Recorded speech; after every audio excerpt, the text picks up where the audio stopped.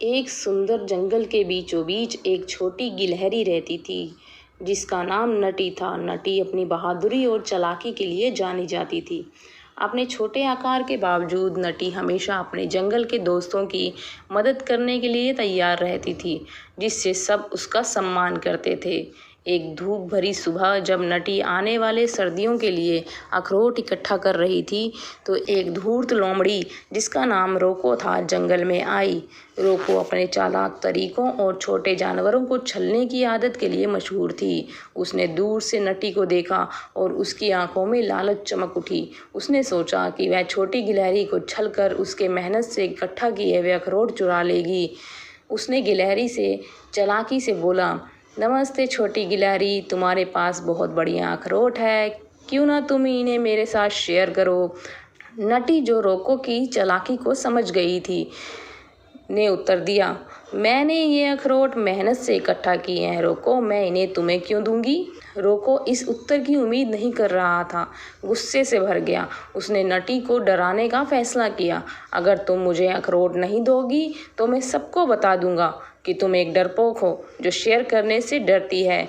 रोको ने धमकी दी। लेकिन नटी कोई साधारण गिलहरी नहीं थी। उसने रोको की चालों को समझ लिया और तुरंत एक योजना बनाई। मुस्कुराते हुए उसने कहा, ठीक है रोको, चलो एक मुकाबला करते हैं। अगर तुम जीत गए तो तुम्हें सारे अखरोट मिल जाएंगे, लेकिन अगर मैं जीत गई तो तुम्हें इस जंगल को छोड़कर जाना होगा और फिर कभी हमें परेशान नहीं करना होगा। रोको, जो अपनी फुर्ती पर विश्वास करता था, चौड़ी मुस्कान के साथ बोला, चुनौती स्वीकार है छोटी गिलहरी, मुकाबला क्या है। नटी ने रोको को एक ऊंचे पेड़ के पास ले जाकर कहा, मुकाबला यह है कि देखना है कि कौन पहले उस घोंसले से एक अंडा ला सकता है।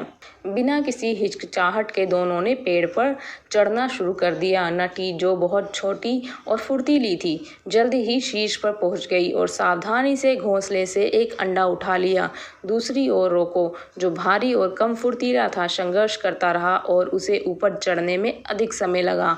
पेड़ के शीर्ष से नीचे उतरकर नटी ने बोला, मेरे पास अंडा है रोको, नीचे आ जाओ। रोको, अब जो हताशा और अपमानित महसूस कर रहा था, पेड़ से नीचे उतरा और बड़बड़ाया, यह खत्म नहीं हुआ है नटी। लेकिन उसने समझ लिया था कि उसे हरा दिया गया है। अन्य जानवर जो मुकाबला देखने के लिए इकट्ठा हुए थे, नटी की जय जयकार करने लगे। रोको ने महसूस किया कि उसके पास और कोई विकल्प नहीं है और उसे जंगल छोड़ना पड़ा। नटी को एक नायक के रूप में सराहा गया और जानवर उसकी चालाकी भरी जीत की जश्न मनाने लगे। दोस्तों, याद रखो, नटी ने उत्साहित भीड़ से कहा, यह ताकत या आकार की बात नहीं है, यह बहादुरी और बुद्धिमानी का सही उपयोग करने की बात है। उस दिन के बाद नटी खुशी खुशी जंगल में रहने लगा, हमेशा अपने दोस्तों की मदद करने और उनकी रक्षा करने के लिए तैयार। इस कहानी से यह सीखने को मिलता है कि बहादुरी और चालाकी से किसी भी चुनौती का सामना किया जा सकता है, चाहे आप कितने भी छोटे क्यों ना हों।